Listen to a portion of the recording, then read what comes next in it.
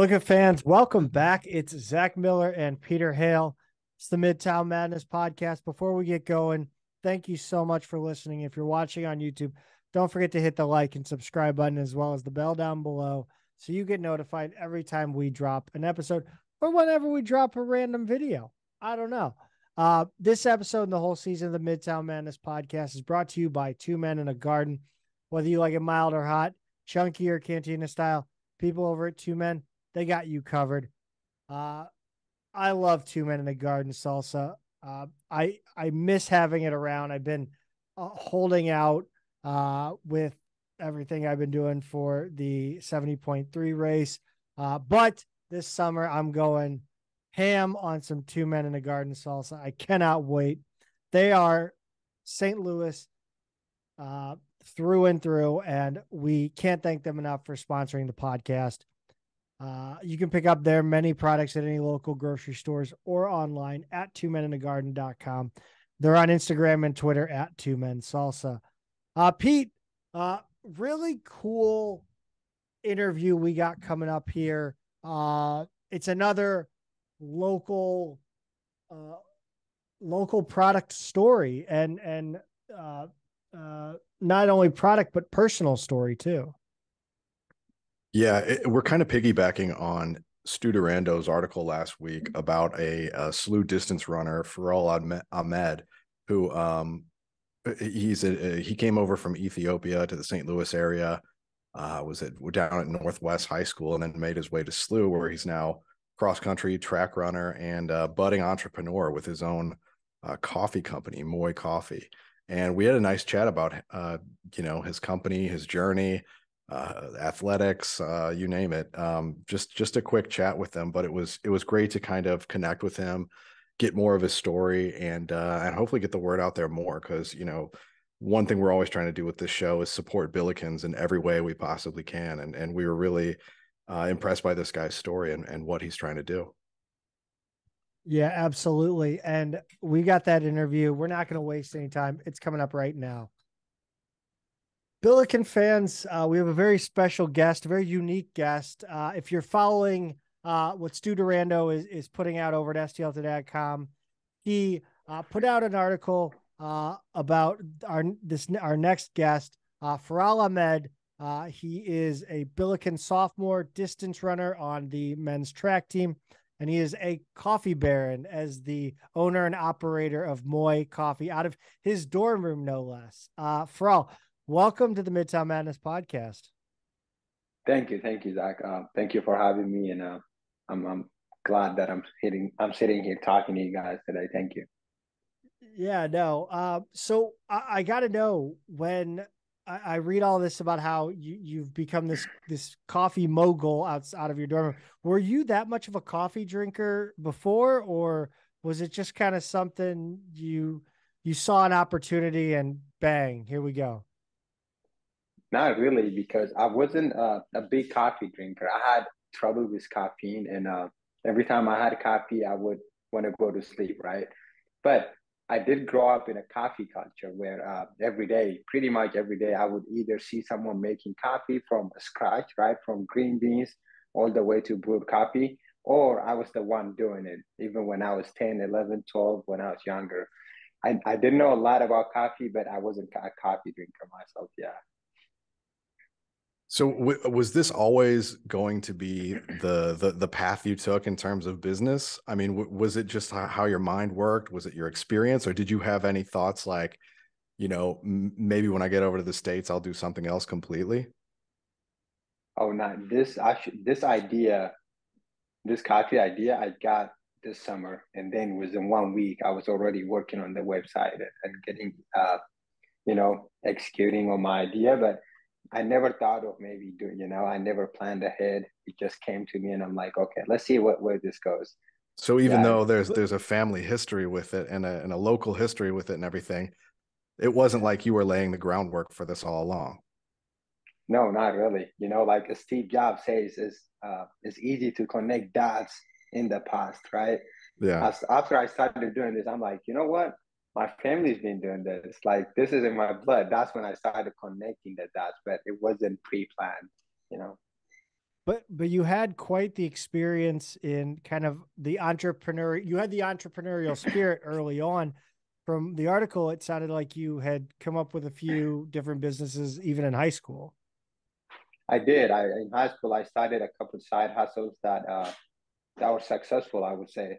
And yeah, and even in college, right before I had this coffee idea, I was working on something else.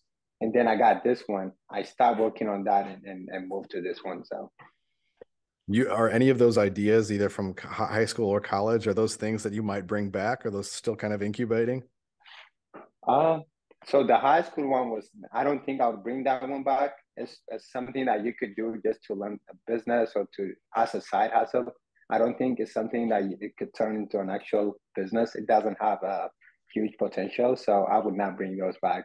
But my idea that I was working on before starting this was I wanted to create a platform where local businesses and the student athletes could connect. Right, as soon as NIL came out, I saw this as an opportunity and said, you know what, let me see if I can do something. But big companies have already done where like Nike's, Adidas could connect with uh, student athletes. But I was like, let's not talk about Throny and let's not talk about, those huge Alabama quarterback. What about like the small Right. college student athletes? And what about like those small local businesses? So I was working on, trying to connect local businesses and the students that are not at a national level. And I came up with this idea. I say, you know what, I'm going to pivot. And that's what entrepreneurship is about, right? Being able to pivot. So I'm curious about Ethiopia, and you spent the majority of your childhood there. What part about growing up there do you look back with the most nostalgia or the most warm feelings? And I would say that the creativity we had as kids, right? We a lot of times I would say not having a lot of things given to me is actually my competitive advantage. And that is because ever since I was young, if we wanted a car that we could play with, we had to build it, right? I would remember getting batteries and getting a small tire and making a car myself. If I wanted a helicopter toy, I had to make it myself. If I wanted a soccer ball, I had to be the one making it from scratch. So that growing up in that way gave me a lot of creativity that allows me to do what I'm doing right now. And so that would be what I look back on, as good memories. So how do you specifically wind up at Northwest High School? Because like it already seems like kind of an unlikely journey to go from Ethiopia to St. Louis, right in the middle of the country. And then Northwest is it's a little off the beaten path in terms of St. Louis. You're getting out into the country a little bit. How do It you end is. up So there? we lived in the city for about 2 years after I came over, but my parents were I think on this welfare plan, and then the government moved them out there. Right, they're like, hey, you gotta live in High Ridge, which is in Northwest School District, and then they gave us the opportunity after living there for 2 years, you could move out wherever you want, and my parents took up on that, and we moved out there. And yeah, it is pretty far out. It's out there, but that's how I ended up on Northwest. Did it feel like a culture shock out there? Oh yeah, 100%. It was completely different. Um, it felt new, right? I was one of the only. It felt different, and I felt different than anyone else too, and which I'm actually grateful for because it kind of taught me to be okay with being different. And then now when I'm doing what I'm doing, and not a lot of people are not a lot of people might be doing what I'm doing. I'm okay with being different and sticking to where I'm going. So yeah. Yeah, you mentioned kind of being okay with being different, and I feel like that Yeah. it says so much about where you're at now, because you take that lesson that you learned being at Northwest High School, being kind of different, and you take that and you find this coffee idea, and it's taking pride in that different, that where I'm from, what I can bring. And I don't know. Do you kind of notice that, or am I like off the rails? No, I think you're right. Pretty much everything I'm doing ties back to my past experiences, right? Being proud of where I came from, and all that comes from like what you talked about, being okay with being different.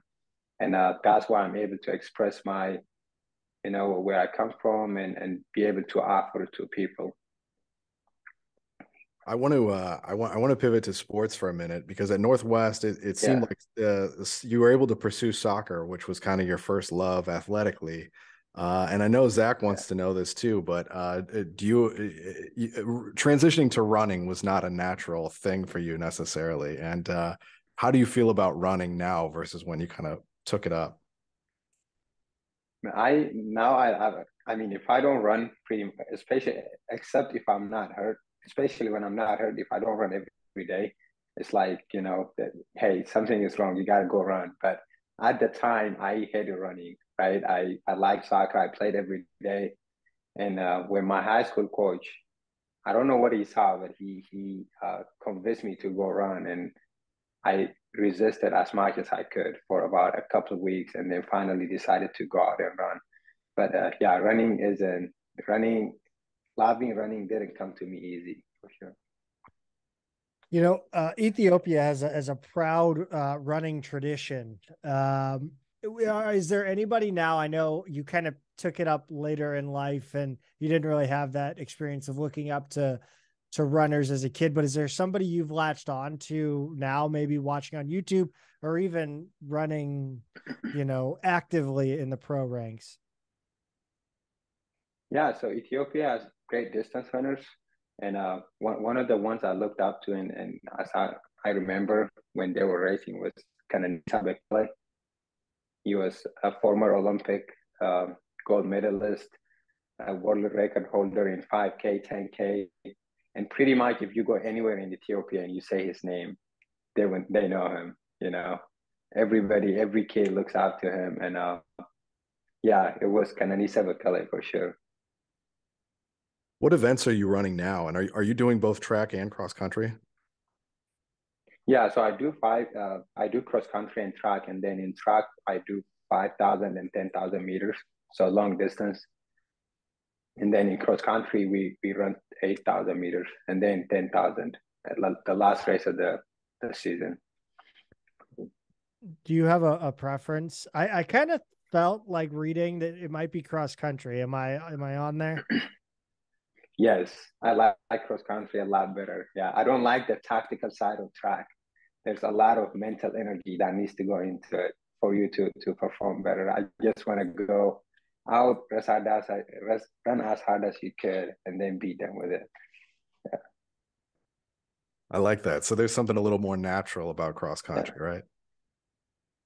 Yeah, oh, for sure. You just got to go out and beat as many people as you could. You don't have to be tactical. You don't have to be, smart on the track. And it's also not as boring, I'll tell you that. Yeah. Yeah. So how has the kind of the publicity from the Post-Dispatch story affected the coffee business? Have you seen a big bump in website traffic or sales?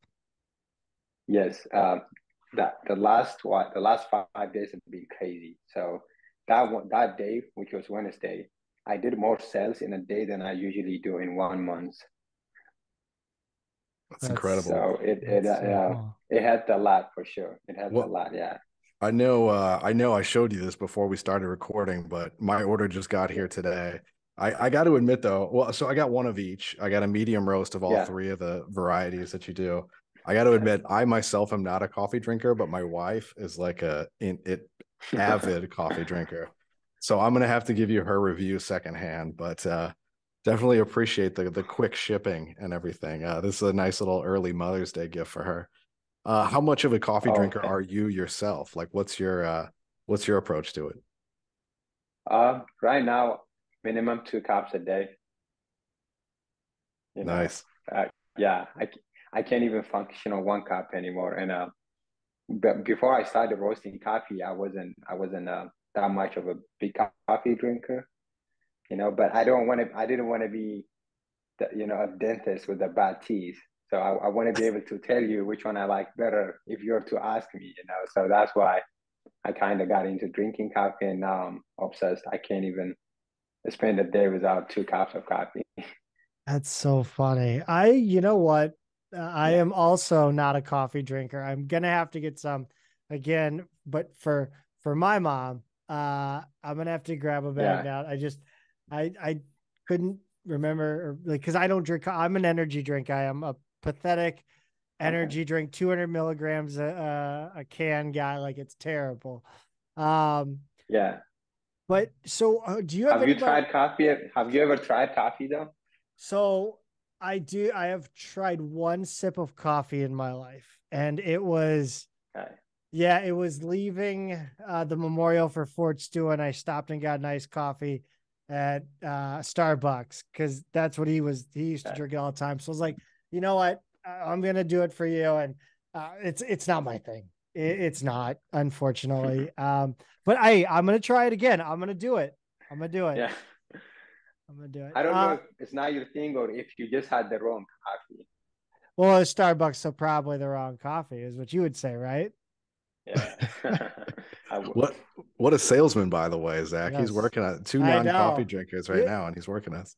He talks about market. You talk about marketing in the article. I'm wondering, have you sought out investors?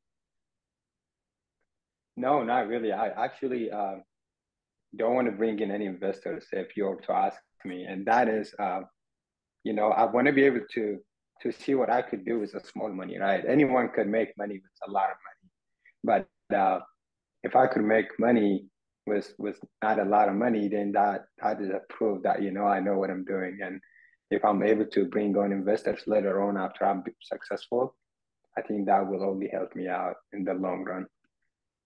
Do you have a long-term vision for this company, this project, or like where you see it in 5, 10, 15 years from now? I think I do have a long-term vision. In 5, 10 years, I do this. I actually, after I finish college, I see myself doing this full time. And then in 5 years, I think Moi Coffee, if everything goes as planned, Moi Coffee hopefully will be one of the top roasting companies in St. Louis, so, especially Ethiopian coffee. Would you just have the roasting side of it, or would you also open kind of a retail side as well? Like I guess like a cafe, coffee shop kind of thing as well. I think I would open a coffee shop, but first I want to establish Moi Coffee as a roasting company, Yeah. and then when I have enough customers, then I can open a coffee shop. Because if I go ahead and open a brick and mortar location now, and it's going to take me a couple of years to get a lot of people to notice me. But if I do it after people knowing a lot about Moi Coffee, it's a lot easier to grow then. Right. So I'm curious where you kind of, because we've seen we saw the pictures in the video. You stocking up the shelves in Micaletti, which is awesome. Yeah. I gotta tell you, I used my shelves for nothing close to something that important. But I'm curious, because one thing with our sponsor is Two Men in a Garden Salsa, and one of the things they do is they have a place down in Jefferson County where people can go and work in the kitchens and develop products like this. I'm curious, you're distributing out of your dorm. Where are you doing the roasting and all that? So I do. I also use a FDA certified kitchen, which is called First Crack Coffee. It's down on Winter by Tower Grove Park. And you go in. They do have a couple of machines. They have 5 kilograms, 10 kilograms. Today I was able to graduate from the 5 kilogram machine to 10 kilogram machine. Hopefully soon I could go to the 20 kilogram. But yeah, I go in 3-4 hours a week and I roast. I package about 60 to 70 bags of coffee and leave. We had on one of the basketball assistant coaches, Chris Harriman, who just joined the staff and said how much the coaching staff bonds over coffee. Have you tried to get them, hooked on your own brand yet? Yes, so I've been working on that. It's actually been a lot harder than I expected, but I will hopefully, yeah, all I need to do is have them try it, and then they'll be hooked. All right. But Well, I'm working with Janet on that. We'll see, hopefully soon. That's awesome. Are we going to be able to hold on? Are we going to be able to snag a cup of Moi coffee at a soccer game? That's got to be at the concession stand, right? Like at Herman and at the arena. What are we doing here? We got that, right? I That's think on lock. Yes, it's got to be, especially morning games when they Okay. get into NCAA tournaments. Well, that's right. You know what? I probably would have gone for some Moi coffee on that women's soccer game versus Memphis in the NCAA tournament. I guarantee you, I would have grabbed some. I was freezing. Yeah, it was cold. Well, Firaol, thank you so much. Yeah. We'll let you go. Where can people find you on social media, website? Just plug everything you got for our listeners. So I document my journey and Moi Coffee's journey on Moi Coffee, yes, MOII Coffee on Instagram. And also you can find our website at moicoffee.com. And yeah, you'll be able to read and learn a lot about why we do what we do and all that, our mission and our vision and where we're headed. But yeah, the best social media to find Moi Coffee would be on Instagram, Moi Coffee. Thank you. Very cool. Hey, Firaol, again, thank you so much and best of luck. We are absolutely rooting for you. I know Billiken fan base is 100% behind you, and I'm sure you'll have a ton of customers for life from not only our listeners, but of course, Billiken fans in general. Yeah, that's for sure. And I got to compliment you on the website too. I poked around there a lot the other day, and I thought it was a really nice website, nice layout, good story.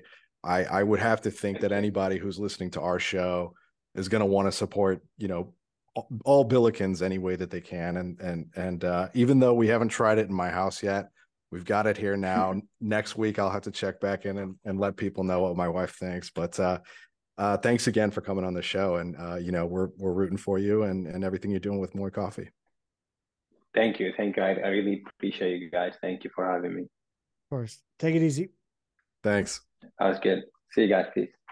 Thank you again to Firaol Ahmed for joining the show and just,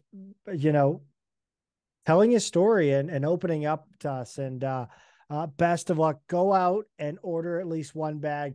If you don't drink coffee, I know you know someone who drinks coffee and would enjoy this as a little gift, little thinking of you gift. Pete, we have a commitment for men's We have basketball. Two commitments. Two commitments. Yeah. Wow. And you know what? It didn't happen the day after we recorded, although I guarantee you that tomorrow they announce the new assistant coach. I'm growing increasingly confident of that as well. Although they did announce Harriman on Thursday, I believe. So maybe they'll give us a couple days. Norlander put it out there the day after. Okay. Well, was that it? Okay. Yes. So the word got out early, and then it wasn't official until Thursday, I should say, because Tate was on Frank and Rammer on Wednesday, and that's when he said, I can't say anything. And then the next day they did. So yeah. That's how it goes. But new commitments, Zach, and they're both pretty intriguing, and they're both pretty big. I'm excited about both of them. Yeah, first up is the one that we broke, by the way. I wanna, toot my own horn there. That's right. Beep beep. Stef van Bussel, a 6'10", 250-pound center from the Netherlands. Pete, I believe the descriptor was a left-handed Brian Conklin.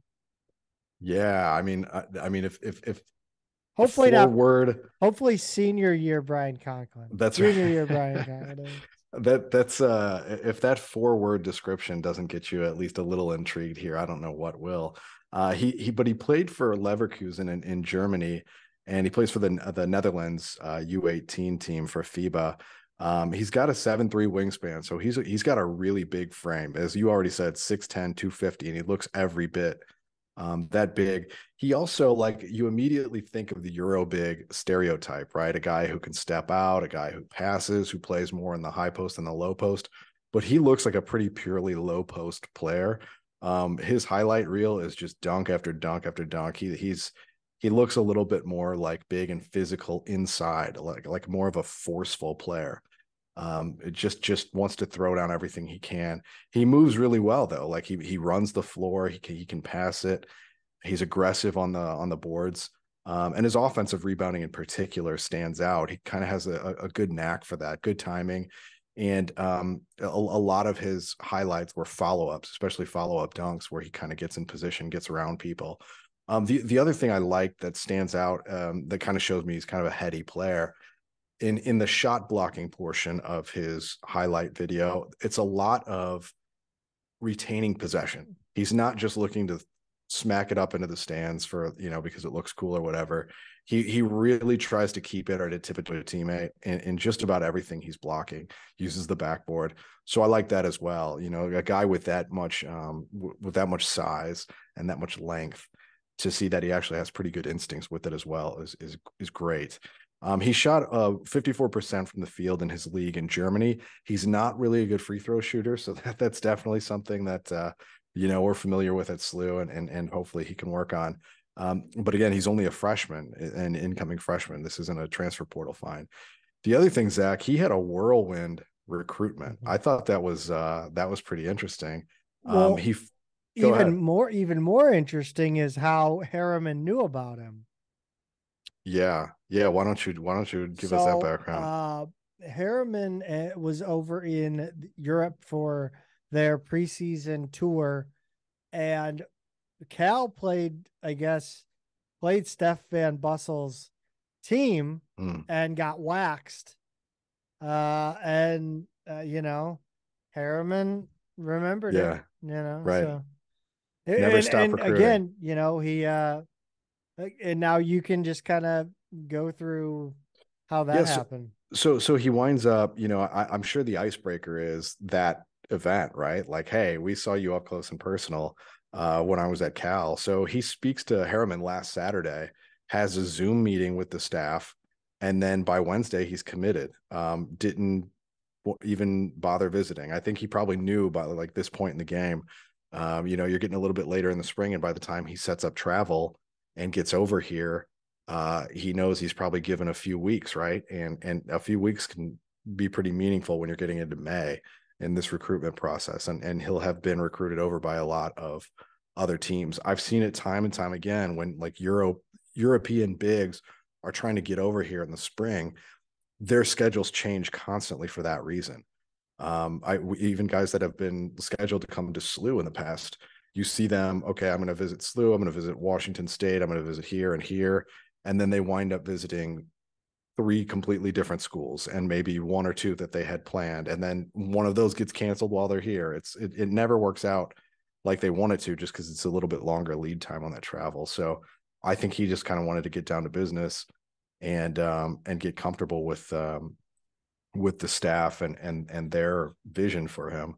So, look, very quick commitment, very quick recruiting process.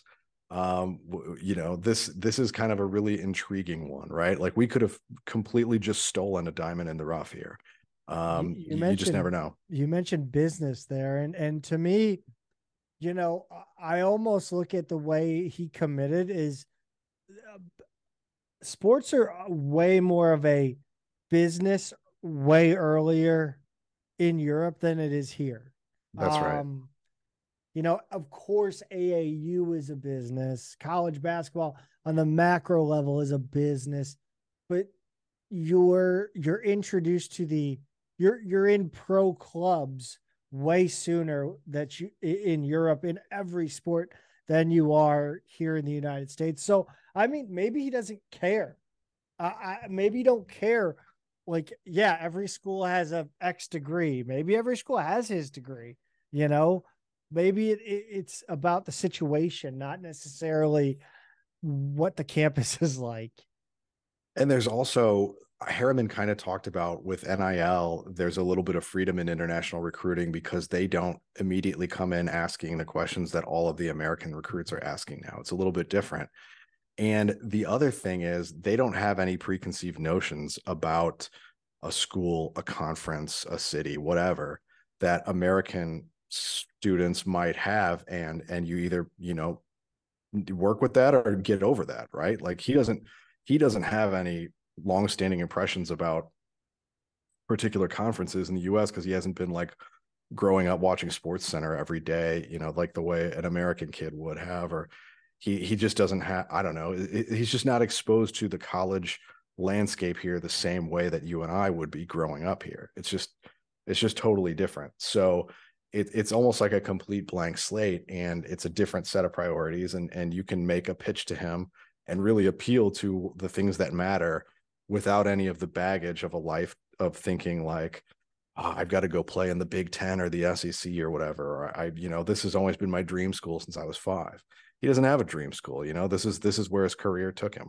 And there's something exciting and refreshing about that. And we've seen it with international recruits work out. We've seen international recruits come and go.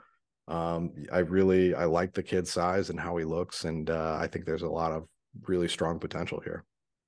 You mentioned it felt like you were subtweeting a decommitted player in that because honestly, like it is funny because it's there's so his size is so similar to Brock Weiss. And Yeah. they're probably a very different player in that Brock Weiss was a little more skilled face up to the basket. But I mean, I think in a lot of ways, these two could be inexplicably linked among Billiken fans for years. Yeah. I mean, and they are much different. It could end up being a meme like Adam Nollmeyer dunking over a trash can. Like it could, I mean, hopefully in 10 years, we're not talking about, we could have got that guy from Tennessee. Like, right. I don't, and I mean, again, I don't want to sit here and, put pressure on the dude to come in, but like, unfortunately, one player decommitted and another player, almost a carbon copy physically of him committed in a very short time span. And the funny thing is, Weiss is the one who's more of kind of an outside shooter, a little bit more of a perimeter oriented player, the way he's kind of developed his game over the years that we've been recruiting him. Whereas this guy, coming from Europe is just like a pure center. Give me everything inside. I'm going to dunk everything I can, block shots. So it's kind of funny how their styles aren't necessarily what you would think. Weiss is maybe a little bit more Rob Lowe, and this guy isn't. So look, I'm excited to see what Stef can do. One thing we certainly have is a lot of opportunity in the front court. And even though we're certainly going to get at least one more big, and it's not like Stef's going to be playing 30 minutes a game.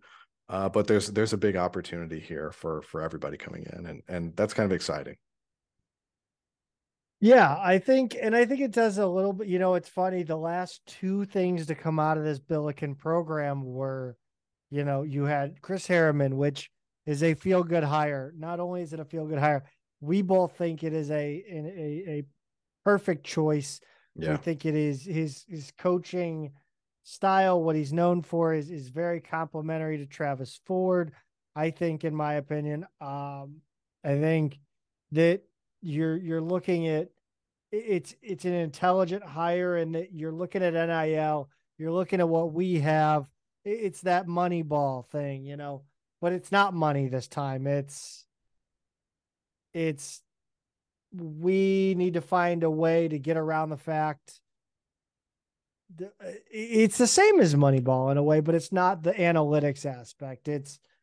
We got to figure out a way that we can get players on the same level as these schools that do have NIL collectives that are just throwing out money. Yeah, and we have one, and it's funny you even talk about that right now because we saw them tweet a few things today, Yes. kind of about their vision and what they're looking for in players. But I think what's been clear, like think about the sort of introductory press on the Billiken Victory Fund, and it was very specific in who they see our peers as and who they want to be competing with. And it was Xavier, it was Dayton, Butler, and Creighton. Those are the 4 schools they called out, I think, very smartly. And All sort of historical / regional rivals / sort of aspirational rivals who we want to be in the same conference with. 2 of those programs, arguably 3 of which have leapfrogged us in terms of where they've been a generation ago to where they are now in the Big East. And regardless, those are the teams we want to be competing with for recruits. But at the same time, Brock Weiss left SLU and committed to Creighton. 2 of the guys on coming into Xavier right now, 2 of their incoming players, 1 transfer and 1 high school player, are both guys that SLU recruited and really wanted. yeah. And Butler has in recent years beaten SLU for recruits, several actually. And so Dayton, not as much head to head, but obviously that's the team we're playing the most head to head as like a true rival. So it's clear what our ambitions are, but also that reality is not quite there yet, and we probably need another cycle or 2 to start really getting our feet under us and catching up with some of those other schools. And who knows if we ever will. We'll see how this plays out, but it's clear that this spring has been a little bit more competitive in that regard than maybe what some people at SLU expected. Yeah, and we mentioned Brock Weiss, and I think it does kind of calm the nerves a little bit of Billiken fans when the transfer that you or not the transfer, the recruit that you bring in is literally what you just lost too. Mm-hmm. So it does stink that their 2 are going to be inexplicably, or not inexplicably, but forever inextricably linked. Thank you. Yeah. I don't even know what that word means, honestly. You could be lying to me right now, and I have I'm no not. idea. I would never lie to you. Yeah, I'm sure. No, but like it does, I think, help the nerves a little bit that they're the same player, at least positionally. Yeah, I think so. And certainly gives us a little more comfort to have that front court shored up, which we did a little bit more with another commitment this past week, Zach. Yeah, Timmy. Tim Dalger. I think it's the soft G. Tim Dalger. It's like that yogging. Yes. Yes. He chose SLU actually over Rhode Island and St. Bonaventure, listed those as his finalists, but allegedly, I think anyone watching social media, as you pointed out, anyone watching social media the week or 2 leading up to it, it seemed like the tea leaves were all kind of in SLU's direction. Yeah, I think it was probably 14 days that when he started literally following everybody. Yeah. And yes, I am incredibly embarrassed that I know that he was following everybody and that he was retweeting and liking all of these Billiken tweets. I mean, tweets that you don't see somebody uncommitted retweeting and liking. Yeah. Right. I mean, he retweeted a tournament, the announcement of the Myrtle Beach Classic. Yeah.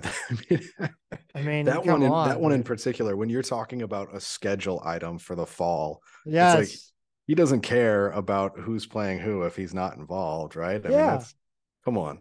Yeah. And the amazing part about it is you have to know that I got to imagine that if you're Travis Ford and you got him on the line, right?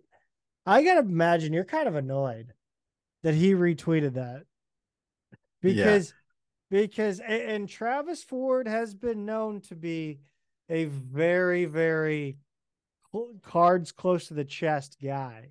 Sure. And I mean, you really do want St. Bonaventure and Rhode Island chasing down the guy that you're going to get. Right. So, Dalger, what are you doing?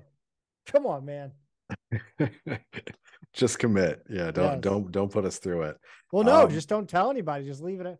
Leave it Right. open. Let them Right. court you. Spend time on you, not other people.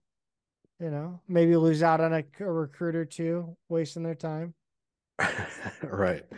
So I think I would describe him as kind of a combo forward, maybe leaning four. We talked about him last week, or the week before, as being because we knew he had visited. We kind of thought he was maybe more of a four, but I think combo forward is what I'd call him. 6'7", 218 is what he's listed at. I was also wrong last week when I said he played 1 year in JUCO. He actually played 2. So I think this will be his final season of eligibility. He just graduated from Tulsa this weekend, so I believe he'll be considered a grad transfer. So he averaged about 10 and 5 per game at Tulsa. Not the most efficient scorer, about 38% from the field, but he does actually shoot about 35% from 3 on 4 attempts per game. So, you can use him as a 3 or 4, probably more of a 4 in the A10. But I think he gives us a little more size, athleticism, rebounding, the thing that Ford has really been prioritizing. Defense. I think we're looking to get more physical, more athletic, and he checks all those boxes. There are some things you'd like to see him kind of polish up. Certainly don't want a forward who's under 40% from the field this season, but he's certainly going to get a big opportunity at that position, I think. It's a lot of beef up front that we need, and I know that we are still looking for big men, power forward, center. Yeah, I think so. I think it's going to be more of a center, because you've got Bruce, now you've got Stef, but nobody else is really a true center on the roster, right? So I think we're going to go for somebody who's a little more veteran at those positions, or at that position. And then I think we've also got to find another ball handler. Yeah. Unfortunately, we lost out to Robert Allen. Phil Forte, take a bow. Yeah. Yeah. We had a visitor last week, a power forward from Ole Miss in the transfer portal, Robert Allen. He visited early in the week, so Monday, Tuesday-ish, I think. But then he wound up committing to North Texas on Friday. So Phil Forte, I don't know if maybe he was still there when they lined up the visit to SLU. I don't know, but regardless, beat SLU out for that one. But that's all right. We got another power forward. Sounds like we're no longer in the mix for Jimmy Bell. Yeah, I know we kicked the tires on him. Yeah, I know they've been in contact with him.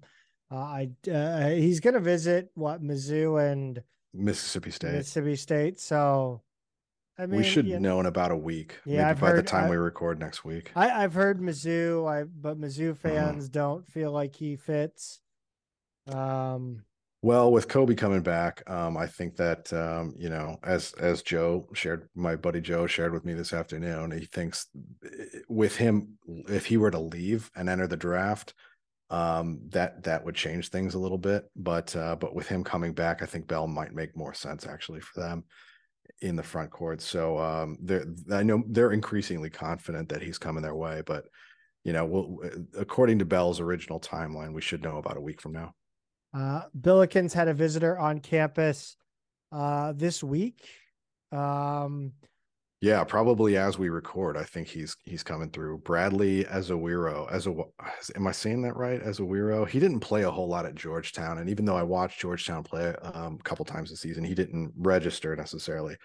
But he is 6'9" and 255 and a true center. So I mean, that's exactly what we said we would just be looking for, right? He's just finishing up sophomore year, so he's a guy with a little more experience. He spent his freshman year at LSU, so I'm assuming he's going to need a waiver, given that it's his second transfer in 2 years. He was pretty heavily recruited out of high school. He's a Southern California kid, but he went to Oak Hill Academy, so he's been all over the place in a relatively short career. You'd like to think whatever transfer he's going to do now will be his last. So at Georgetown, and again, it was not a good Georgetown team, but he averaged about 4.5 points and 3.5 rebounds in a little over 12 minutes a game. He shot about 52% from the field. His rebounding numbers per 40 minutes are pretty good. I mean, he's got tremendous size. I mean, his frame is really, that would be a problem in the A10. He does get in foul trouble. Definitely when he plays more minutes, you see a lot of games where he's 3, 4, 5 fouls. So definitely something to keep an eye on. I mean, we had a couple bigs this season who that was an issue for. So not exactly anything new to us, but I think he's another one who checks a lot of boxes: size, athleticism, defense, rebounding, all the things that we're kind of looking for. He does all of that. For me, the biggest question would really be whether he'd be eligible right away. And I think if they're recruiting him, they're probably fairly confident that he would be. Maybe the fact that Georgetown fired their coach would be a pretty strong case there. But, again, I don't know. I don't know how all that's going to go with the NCAA. I won't pretend to predict what they're going to do next. But assuming he's immediately eligible, I like the fit on that one as well. Yeah. I don't know. Like, of course, like, do I want a guy that played on that Georgetown dumpster fire team? Again, like maybe Patrick Ewing's just that shit, I truly believe that he was. I mean, I really think I think he was just a bad coach. I don't think his assistants were on the same page as him at all. I think they were there to kind of be liaisons to the players between him and the players. It was I think a really dysfunctional situation. And it's a shame Georgetown was so financially committed to him, because man, did I never really see it with him at all. And heard shocking stories for someone who's head coach of a major program like that. I do think like, look, I mean, we were looking at Kwani from Cal, right? Like that's another team coming last year, and Harriman, Cal won 3 games last season. That's a shocking number for a power conference program. Georgetown has been like that in recent years. And it's not like you want to take that roster and move it to another school and think you can win with it. It's not that at all. But I think individual players, it's not necessarily an indictment on them to be coming from a losing program like that. Like there are a lot of reasons that teams lose a lot, and it doesn't necessarily mean that that a guy who was just kind of at the edge of the rotation can't find a home somewhere else and really make it work. That was a truly dysfunctional situation at Georgetown. Georgetown being as bad as they were reminds me of the existential question I have about like the major college basketball programs is like, what college basketball program, like what level is too big to fail? Like who is there a program out there that just absolutely would never, like Kentucky, like Duke? Well, fail in like failure as in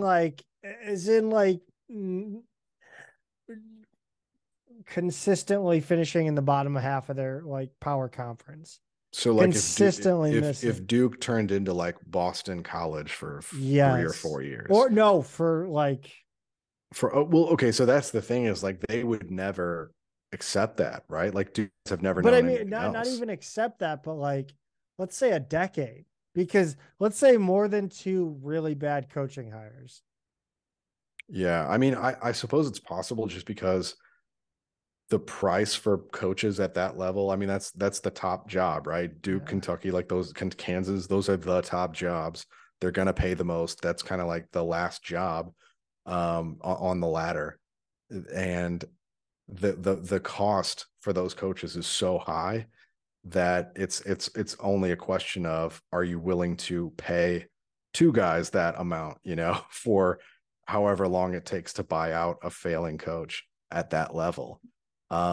So I suppose it's possible. You'd have to make multiple bad hires in a row, put your program in financially devastating position where your boosters are bailing them out.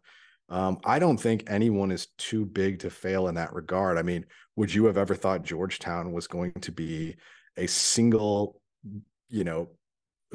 digit game winning program for like several years in a row? That seems inconceivable to you or I growing up with like a powerhouse. Iverson, yeah. Then even Hibbert later, like they were always good. Georgetown was just always good.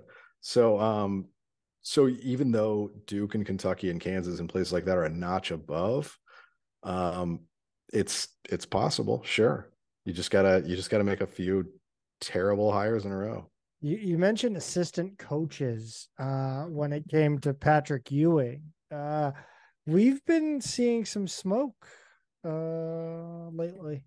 A little bit, yeah. I think let's just say there is, a little bit of smoke coming out of the. It's a smoldering. Is it white smoke or blue smoke that comes out of the Chaffetz Arena chimneys when we white for assistants, blue for a head coach? Yeah, and then like gray for director of operations. There you go. Yeah. So there's been a little white smoke that they're maybe having trouble keeping a lid on. But I think maybe it's a Dalger situation. We'll hear something soon. Yeah. Yes, most of what we understand has been a Dalger situation as far as social media. Yeah, I think by this time next week we'll be able to be pretty in depth on it. But what do you think in the next couple of days here? We'll hear something tomorrow morning. So this morning, as people are listening to it, Tuesday morning. Yeah, as you hear it. Actually, what you'll hear is a cut here, and then we're going to record a segment just in case. Actually, I think I can replace segments in shows. That's kind of fun, but I've never tried it. I think it's you're looking at the forget it. I'm not even going to get into it. I guess we won't say too much. We have an MVP of the British Basketball League in the Billiken alumni pool. Hassan French playing for Newcastle. Newcastle, by the way, like what a wild place to end up at for Hassan. I mean, like that is. Well, they were horrible. Early, he changed the trajectory of their entire season. That's right. I mean, it's a very specific place. It's about as far north in England as you can get without being Scotland. North of the wall, as they would say in Game of Thrones. If you've ever watched Goal, The Dream Begins, it gives you a great idea of Newcastle Football Club. Yeah, there you go. Which is being revitalized right now with petro money, but regardless, it's an interesting place, a very specific place to end up, and to see him win that is very cool. And a lot of people agree because we tweeted that out and that got a lot of likes, retweets, etc. People like French, and it's cool to see him succeeding at the next level, no matter where it is. By the way, you can get a Newcastle Eagles jersey for $40. Not bad. Shipped. Yeah, no, I don't know about that. Oh, it looks like it's sold out. It's a sale. Ooh, large is available though. All right, there you go. Yeah, Newcastle-Eagles.com. You heard it here first. Or .eu, I don't know. Do we want to get into the portal news? Do we care? I think we can roll through it really quickly. Yeah, I mean, we took last week off for the A10 portal, so we can clean the slate this week. Wait, who is Peter Oduro? The other Oduro. Wait, really? Is that his? I mean, I kind of figured it was his brother reading it in just the last 2 seconds, but really? I think so. Yeah. Okay. Older brother Josh is a senior on the Patriot roster. Okay, so there you go. Yeah. He was the one we did not even know existed. Well, since I started talking about George Mason, we're going to skip over VCU because they got nothing, but tell us about George Mason. Yeah. So, Peter Oduro, as we just said, the other one is leaving. I don't think he'll get to go join his brother, but, at Providence, but regardless, he's in the portal. And then Woody Newton from Oklahoma State became the 6th incoming player under new head coach Tony Skinn. I just assumed that was an assistant coach, just Woody somebody named Woody Newton. Well, the reason I knew the name is because SLU recruited him for a minute when he was in high school. I don't think we ever offered, but he was one of those guys that we started recruiting, and then just within days his stock blew up. Like when we started recruiting him, it was like, oh, okay, this guy looks pretty good. And then all of a sudden Syracuse and other schools like that were offering. So I do remember his name from back then. Yeah, no, I just Woody. Woody's a fun It's a funny name. Yeah. Yeah, did nothing at Dayton. George Washington. George Washington, yeah, so they picked up Darren Buchanan from Virginia Tech, which looks like a nice get for them. This one surprised me though. Hunter Dean to LSU. He's not. I thought he was good, but I thought maybe a little bit of an underperformer. He heard that LSU has a line on the Sports Illustrated swimsuit edition. He's trying to get that sweet SI model cash. Whatever works. Yeah. Whatever works. At Duquesne, we've got Devin Carney to Denver. Not a big deal there. Loyola, though, got a nice pickup. Patrick Mwamba from Oral Roberts. I think the Blurs fans seem pretty excited about this guy. Oh, I can't. I still can't believe they're like going on with that. Hey, if it's I sort of wondered like if they would stick with it after the coaching change, but it's like the gray bill, the two-faced Billiken of Loyola. It's their version of it. Yeah, that's right. But he's he's a grad transfer. He's actually a 6th-year player who played 4 years at Texas Arlington and then just won at Oral Roberts. So I don't know why he averaged about 8 and 5, but Loyola fans seem super high on this guy. So we'll see. Rhode Island, quite a bit of movement there, as well as St. Bonaventure. Yeah, Rhodey had 3 guys who were already in the portal commit. Sebastian Thomas to Albany, Lewis Hutchinson to Charleston Southern, and Alex Chiku to Detroit. So nobody necessarily moving up, but they picked up David Green out of Louisiana Tech, which looks like a pretty nice one.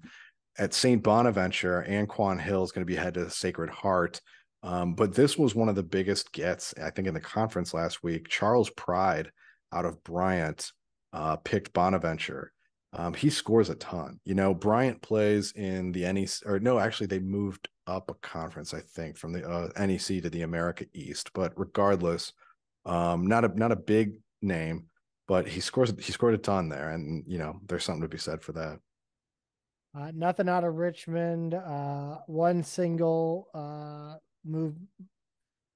player incoming with Davidson.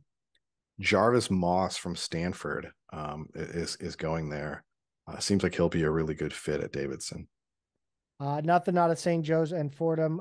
Frank Martin is doing things at UMass still, I guess.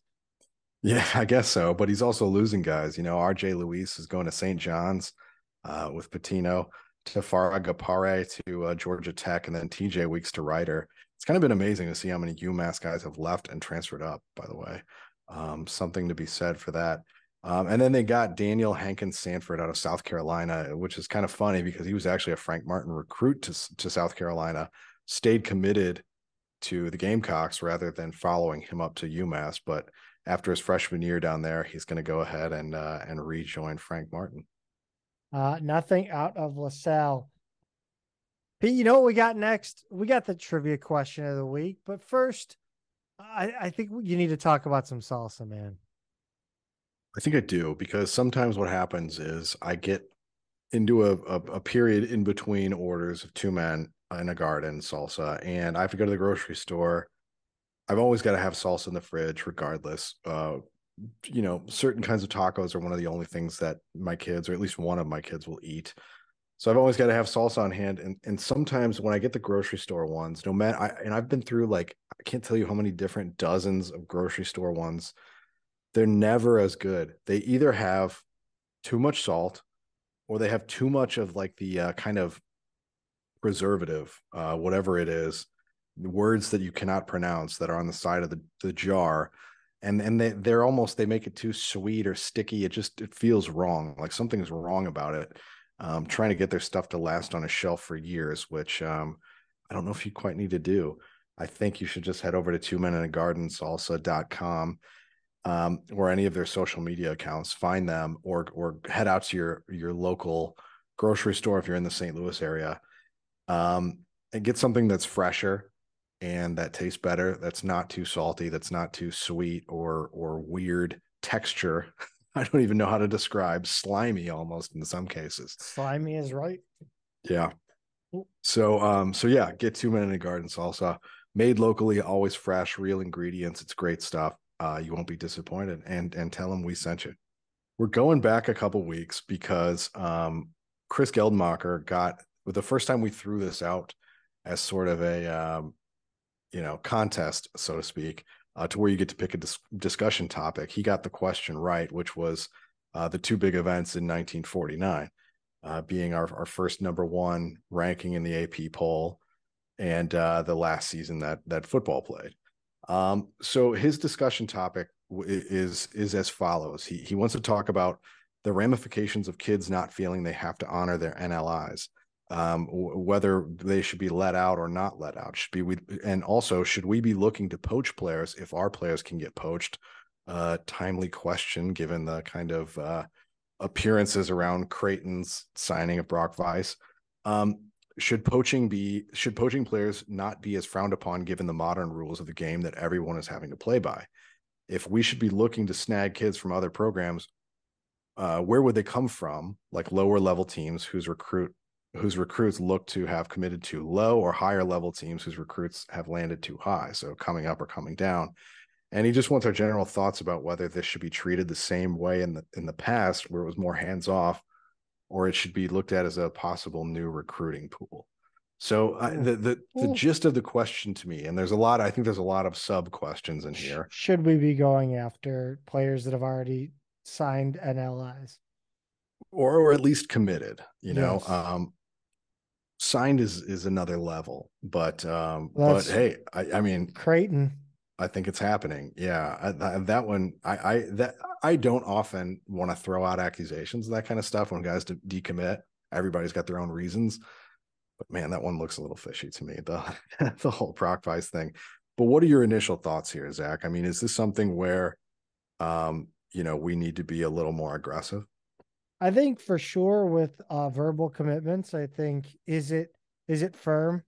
Are they still in contact with you? Are they, working with you on NLI or NIL already? What's going on? Are they honoring their promises? Are you still happy with the way things are progressing? Absolutely. I think you definitely kick the tires on verbally committed.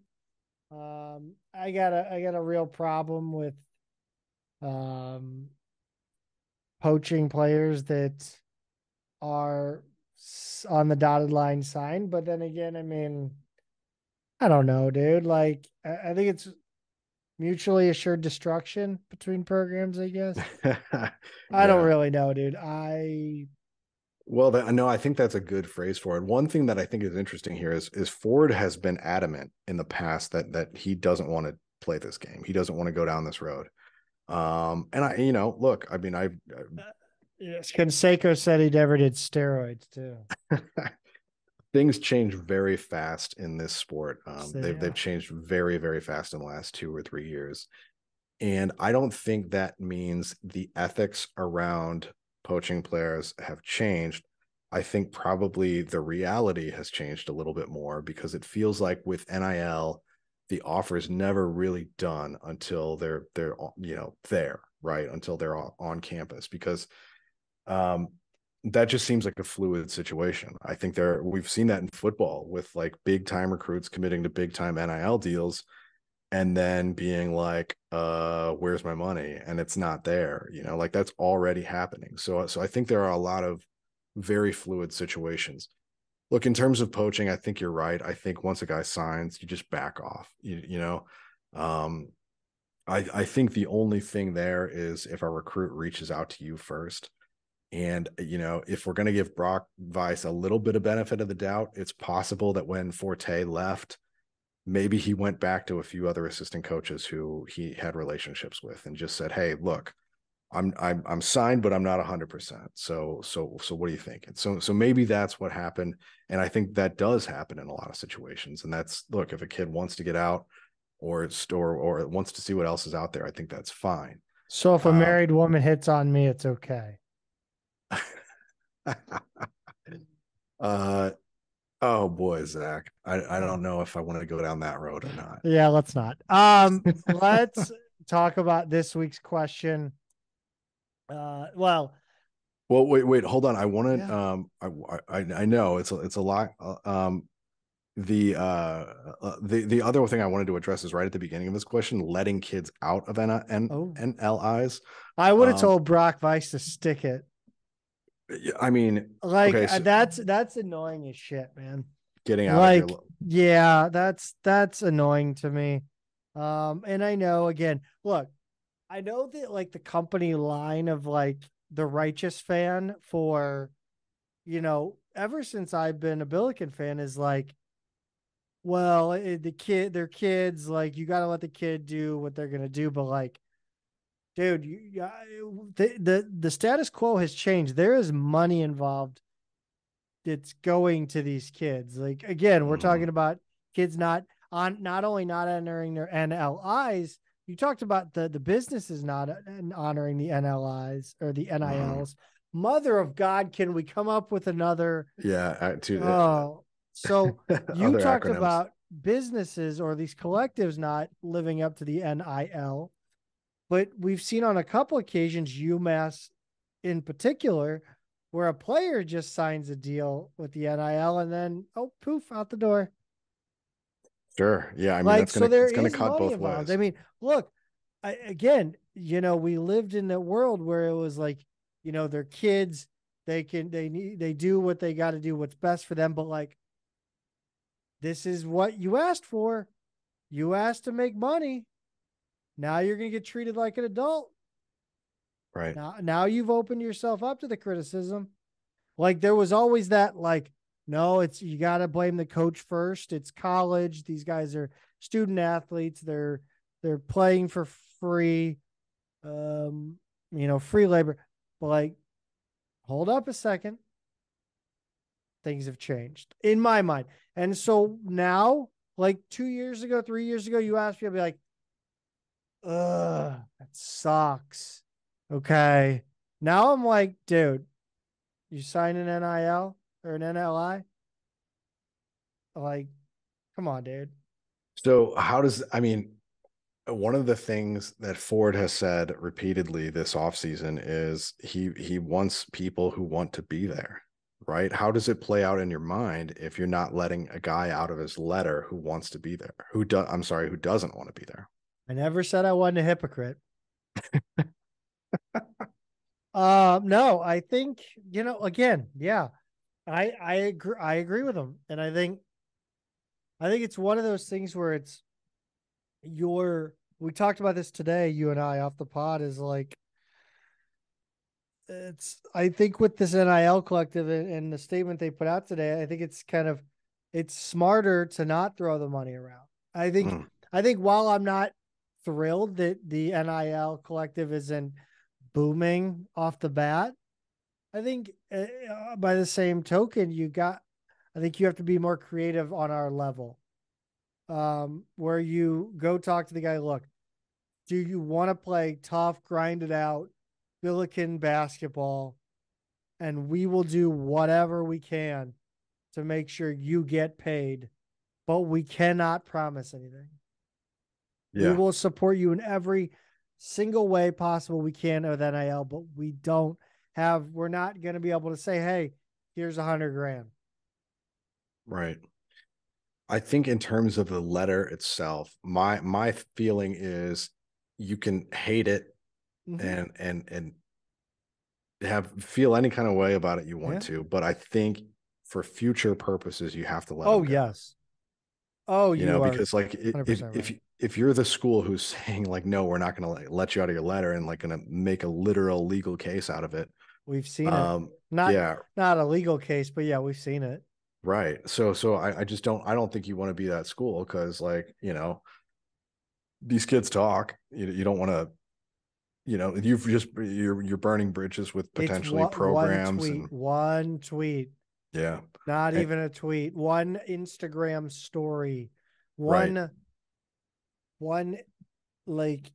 Snapchat will just doom your program. and then like your college basketball talking, you're like a Matt Norlander or Jeff Goodman or somebody is going to retweet it and wonder like, is St. Louis doing the right thing and blah, blah, blah.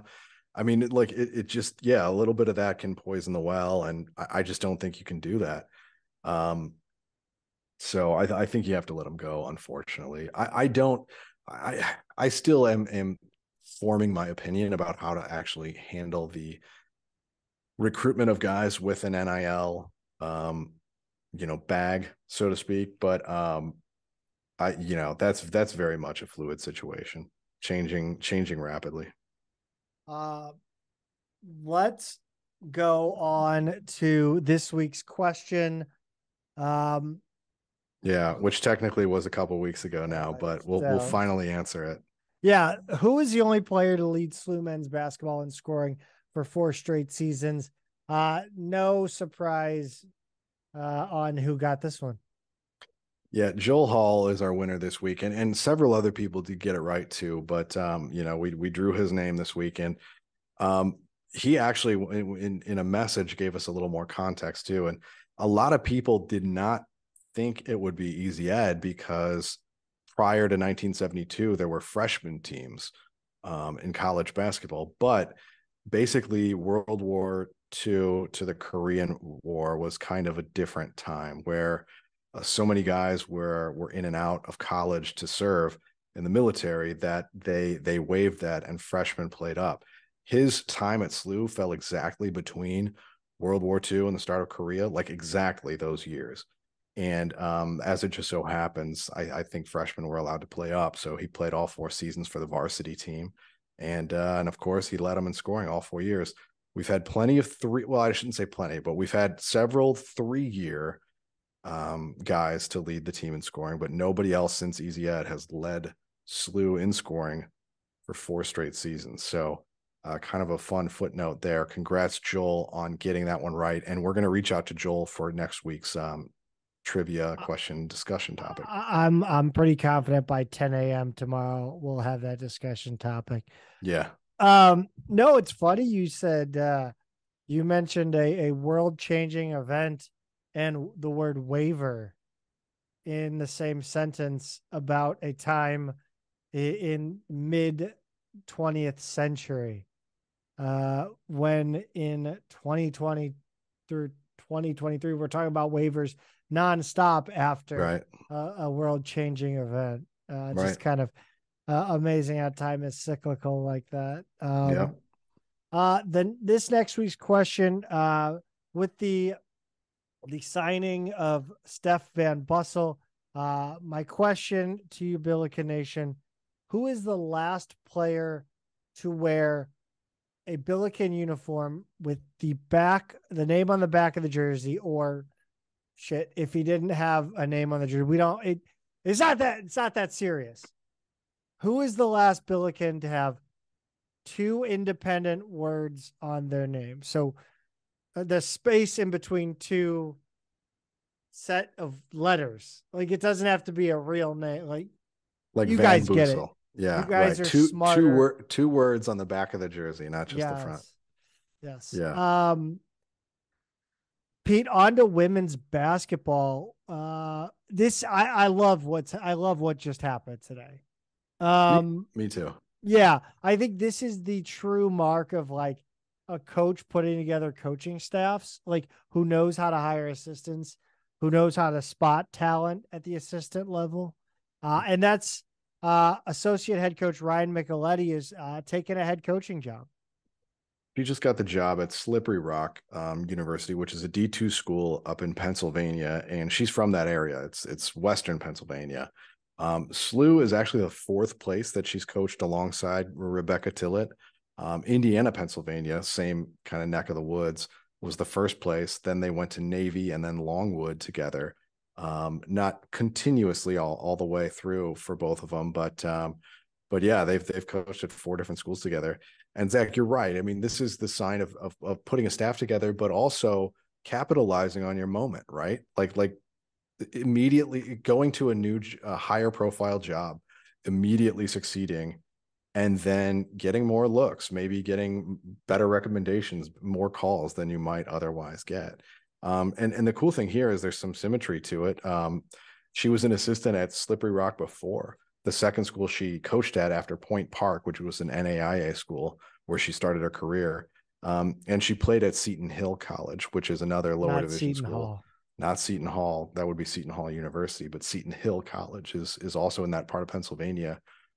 So congrats to her. It's nice to see her get a head coaching gig, and hopefully it's the first of, many steps up the ladder.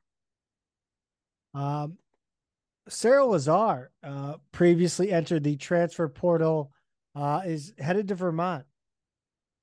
Yeah, I think that means we still have one uncommitted transfer. I don't think Kylie Bess has found a landing spot yet, if I'm not mistaken. But I think, Vermont is a good landing spot. She's from Madison, Wisconsin, and Burlington kind of reminds me of a smaller version of Madison. Both towns that I love dearly. They're great places to visit. So, best of her in this next step. I don't know a whole lot about the Vermont women's program, but if it's anything like the men's, they always overachieve out of their conference. Pete, you know what I love?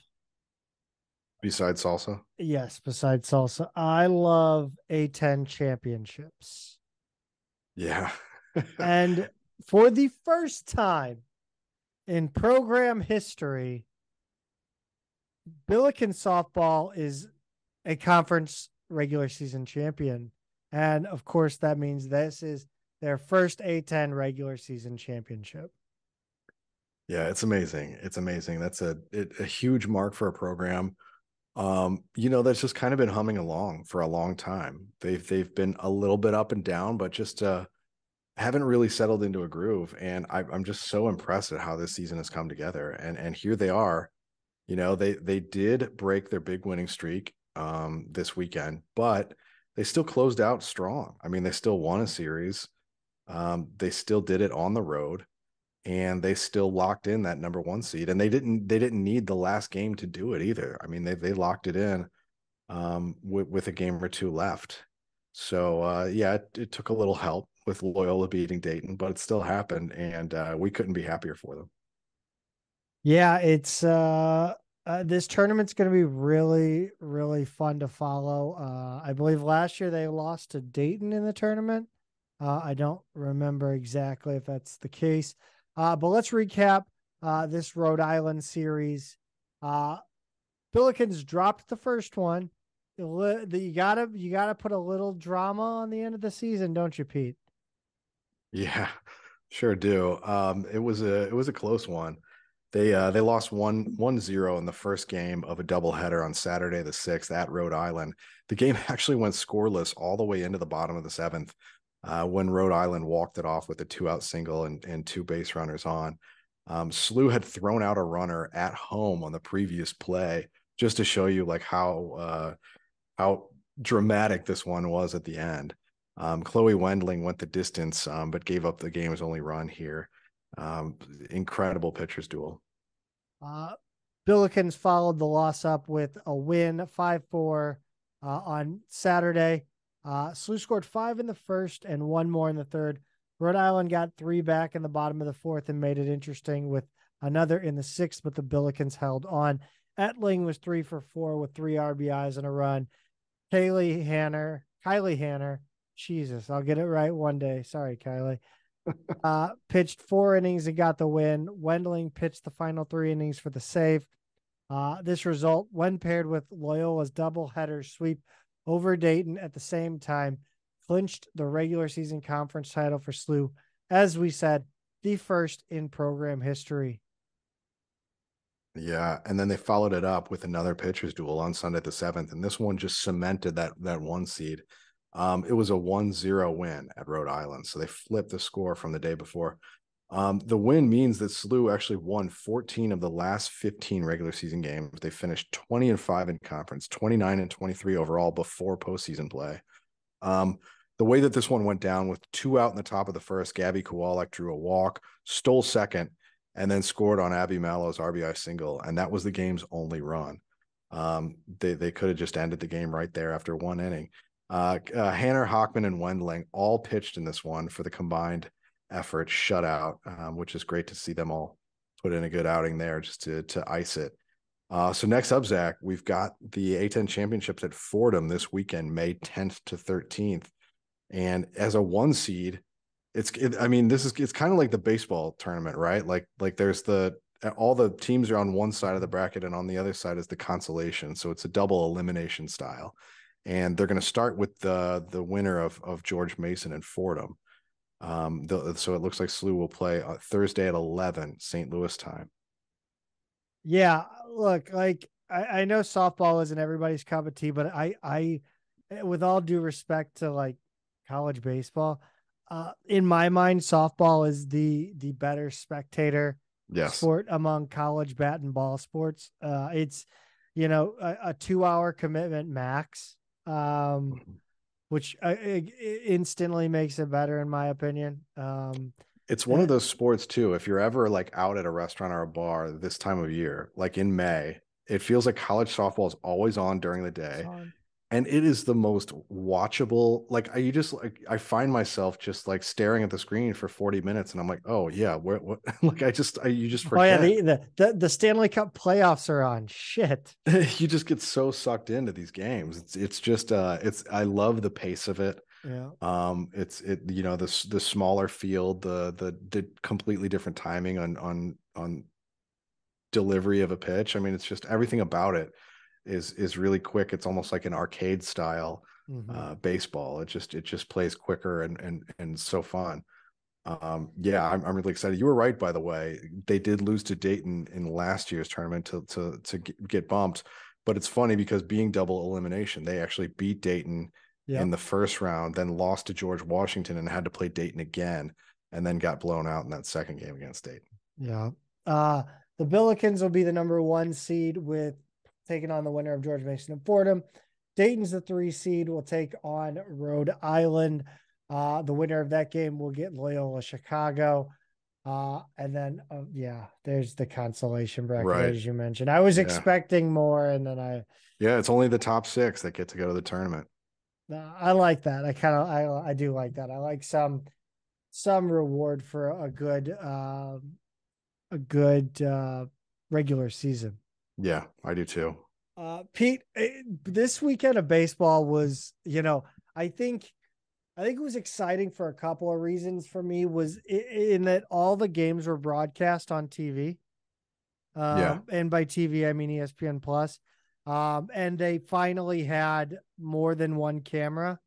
God, I felt like I feel like if you're going to have a guy like Colin Surrey on the mic, you have to honor that with like a legit broadcast every time. Like that's so frustrating to me that they've been playing one camera ESPN. Like we had it so good last year. They had it great. It was great all year. Whether it was baseball or softball. And again, this goes back to the point of the press box. This is all much easier if you have a press box, guys. Right.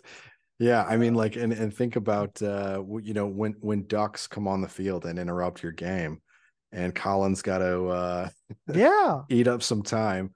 You want that second camera to get in there close on the ducks so he can give you all the duck action.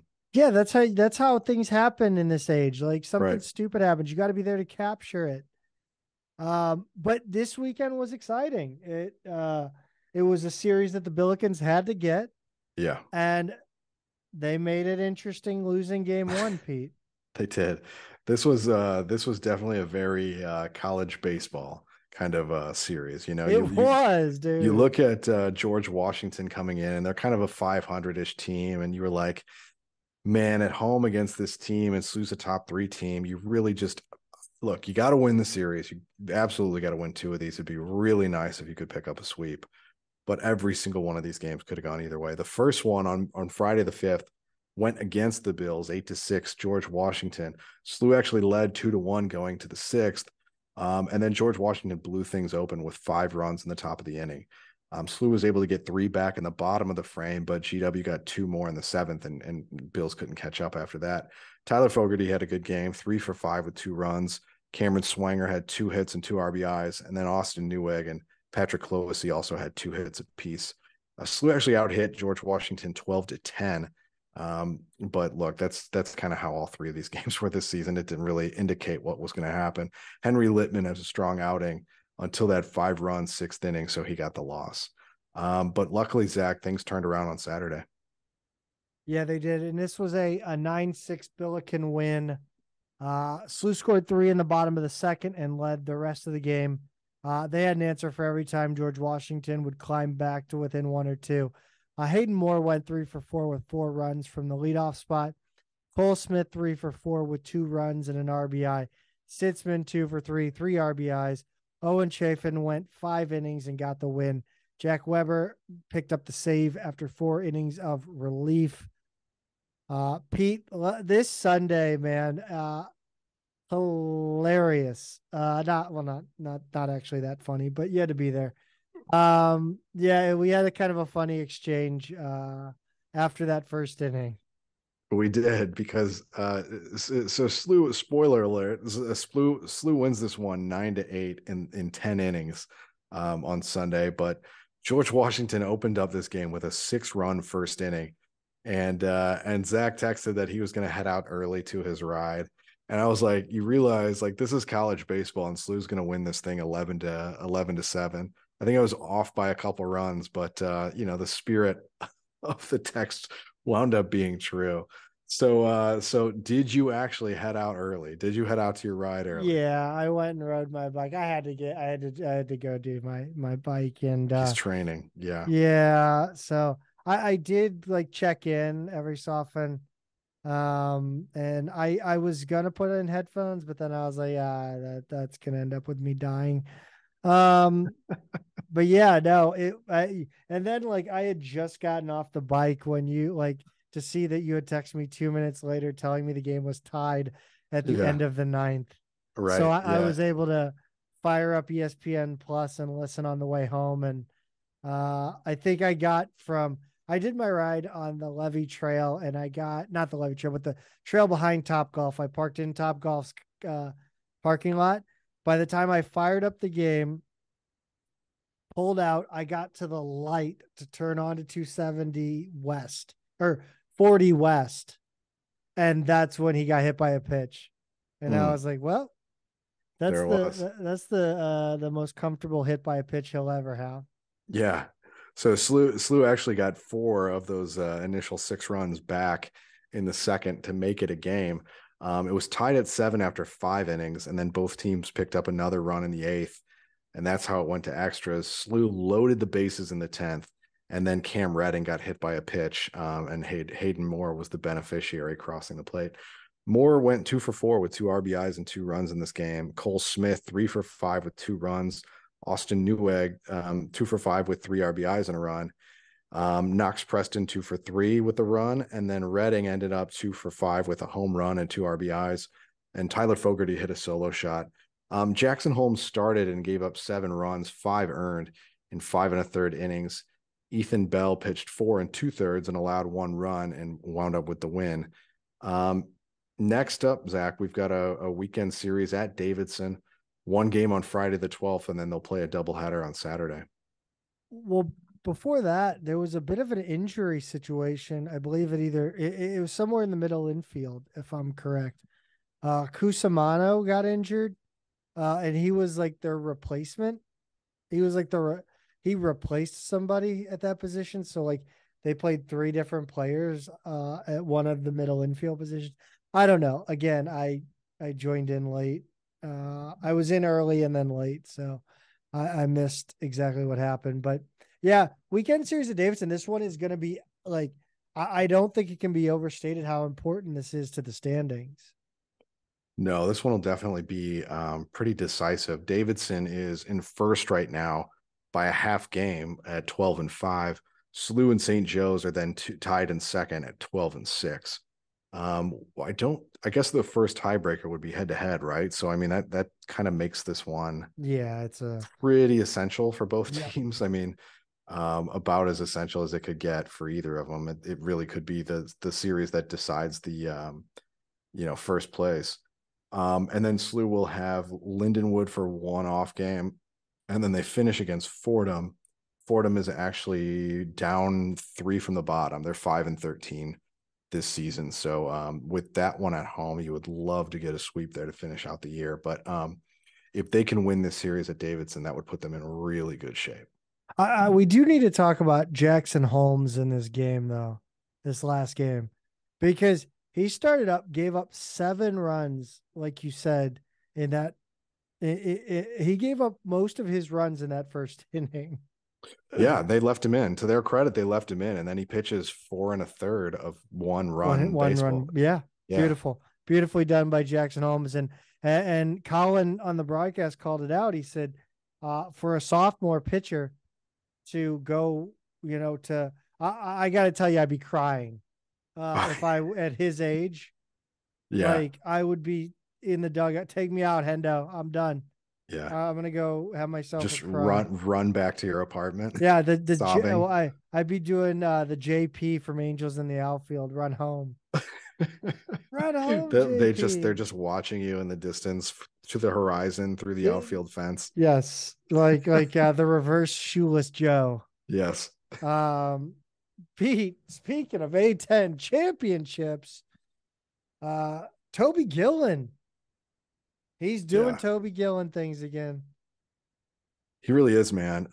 So the A10 championships were the May 6th and 7th this weekend up at UMass. SLU men finished 6th overall, which was their best finish since 2017. And a big reason, Toby Gillen won the 5K with a time of 14:13.95. That was Jesus Christ. That was a facility record for that's not even his UMass. PR. No. I mean, the guy's just out of his mind. I mean, it's a situation now, Zach, where we have to worry about like NIL poaching of somebody of posted on Billikens.com. I know. And I got pissed. I go, hell no, he's not. No, we don't take our Toby away from us. That's not funny. That's not funny at all. No, I gotta say though, this event, I don't know how much you caught. I always assume none, just because you have real life things to do. But this broadcast was really good. And you're right. I did not catch it. It's one of those where I've like, you said I got to go watch this, and at some point I will, but I haven't been able to yet. Yeah, no. If you want to go watch his race, it's his gold medal winning race. It's day 2 A10 championships on ESPN Plus. You just go to A10 and then just scroll back until you find it. And it's at 3 hours even is about when it starts. So beautiful timing by the A10. But yeah, the broadcast was outstanding. The announcers were very good, very knowledgeable. It wasn't like, hacky at all. Except they did use like screen capture to show the results, which was kind of funny because you could tell it was like an internet browser. Right. So that was kind of fun. Like that was almost kitschy, charming. Right. That had a little charm to it. You're like, they're making it work. They figured it out. Exactly. But that I think the big news of the whole tournament was Toby Gillen now. Yeah, I think so. I mean, look, SLU had some other good results on the men's side. Evan Brenderman and Jaden Kawaido finished 3rd and 4th in the triple jump. They both PR'd. Diego Collado was 4th in the shot put. Will Stewart, 2 4th-place finishes, just missed the podium in the 100-meter and the 200-meter. And then James Baker was 5th in the 400-meter hurdle. So a lot of the story over there was just barely missing the podium. The women finished in 12th overall. Maddie Pearson took bronze in the heptathlon with a school record, 48.70 points. Emily Nichols just missed the podium in the 400 meters. She was 4th with a time of 55.05. And then Madeline Rowald finished 7th in the javelin with a mark of 39.85. So look, the men had a pretty good day overall. A couple of good results on the women's side, but he really, I think he kind of stole the show for SLU that day. It's watching some of these events, just the disparity between, I know the 5K, like watching Gillen, because that was the one I really keyed in on, was especially on replay. It's just amazing the disparity between like the last place 5K runner and like Toby Gillen. Like, uh, it's ridiculous. Yeah. Yeah, he's at another level. And I kind of want to go back to it. Like, not that it matters because we're at this point, we're at the very end. And, but obviously, if you're listening, you are listening for track and field. So I definitely want to talk about it. His race was preposterous. He toyed with LaSalle the entire way until the bell lap. And it was just like, I don't even know how to describe the number of gears he shifted, and he was just gone. It was incredible. Also, I watched Will Stewart sprint. I've never seen someone's legs run, but their arms walk. If that makes sense. Yeah, he's got that kind of form, right? Yeah, like he's definitely running, but like if you just looked at his arms, you would think he might be race walking.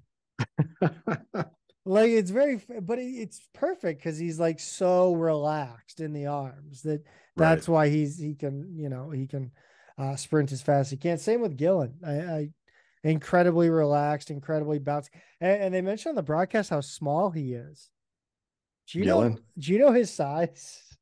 Well, I know he mentioned he did a piece on Channel 5 KDSK a while back, and I think he mentioned that he was like 125 pounds or something. Yeah, he's like 5 foot. I think he's 5'9". Okay. 127 pounds. Yeah. I there mean, you go. that is right. That is slight. So he's an inch shorter than me, and more than 10. I'll say more than 10 pounds lighter than me. Okay, I'll be more specific, and I think it kind of does translate. I don't run nearly as fast as him for obvious reasons, but I am 5'10", 170. I hover between 165, 170.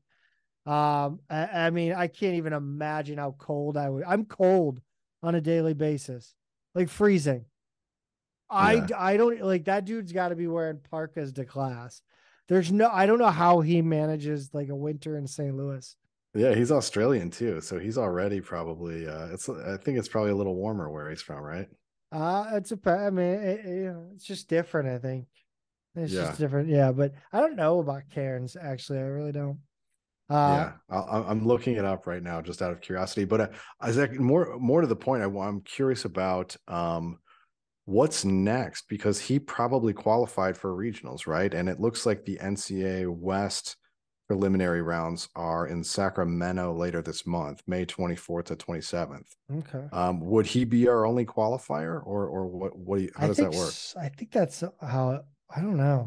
I would assume it's only champions. Yeah.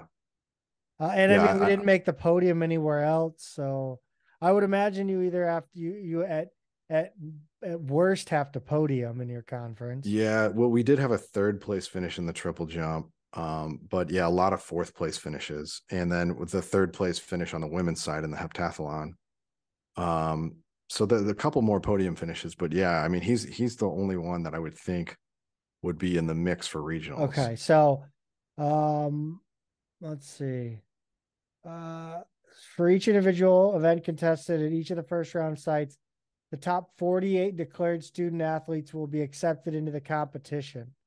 So yeah, so I think, did John Bell talk about this at some point? I think he did when he was on with us. He did, like a year ago. I mean, yeah, I don't remember the exact details. I believe Toby Gillen's. I wonder if it's almost on qualifying times. So it's not necessarily on your accomplishment. I think just purely on times. Right. So Toby Gillen's NCAA qualifying time will be the one that he did at the Raleigh Relays. Oh, really? Okay. Yeah. So this was really just for, to get more times in and for conference competition. Yeah. Again, he went from like even with the LaSalle, like he he was sandbag like this. He was just gonna win this. Right. But he like stayed with them until probably the bell lap, and then he nearly finished lapping somebody on the way. I think he did lap somebody on the road to the first place. But yeah, it looks like the national championships will be in Austin, Texas, June 7th through the 10th. I would imagine he could. I don't see. He might. It's a possibility, but yeah. Yeah. So Cairns, by the way, looking it up, is pretty far north in Australia, which means a lot closer to the equator, and therefore very hot. Hot, humid summers and very warm winters. Average max temperatures vary from about 79 degrees in July to 89 degrees in January, because they've got the reverse one. So god damn, I'm a complete moron. I'm staring at you like what? He's from like a basically almost a tropical climate. Yeah. So in addition to being 127 pounds in a St. Louis winter, he's just not used to. Toby Gillen, teach me how to run and also survive St. Louis Winters Challenge. It's just about the right parka, I think. Yes. All right. Well, that does it for the week in Billiken Athletics. A lot of good stuff happening on the field of play for Billikens everywhere and off the field, as we learned today with Firaol Ahmed. Again, thank you to him for joining us. If you're still listening to this point, you better go get yourself some damn coffee from that website ASAP. Yes, Ethiopian Harar. Yeah, that's one of the 3 roasts that they do. One of the 3 varieties. They're all Ethiopian. This is just the bag I grabbed, but it's Moi, MOII coffee, and moicoffee.com. That wraps us up. Follow us on Twitter at Midtown Mad Pod, at Peter is a tweeter, at Zach Miller MMP, and on Instagram at Midtown Mad Pod.